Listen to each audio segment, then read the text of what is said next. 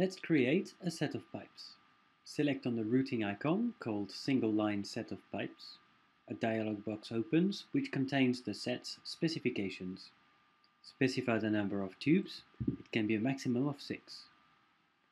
Here we're creating a single line set of 5 tubes. For each tube you must specify the characteristics, the name of the network specification, the pipe size, as well as the thickness of insulation. If there is no insulation, the field can be left blank. Specify the second tube.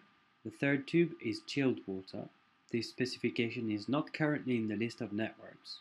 By clicking on this button, other networks can be added to the list. The fourth tube is also chilled water, so we should assign the layer chilled water number 2. The pipe sizes for chilled water are both 65 and the insulation is 45.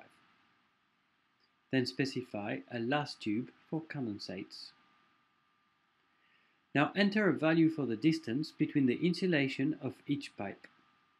Once this value is specified, the distance between the centers of each tube is computed automatically.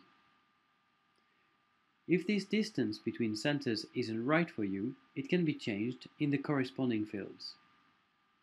On doing so, AUTOFLUID indicates that the value is forced. Click OK to confirm. You can now start drawing the set of pipes.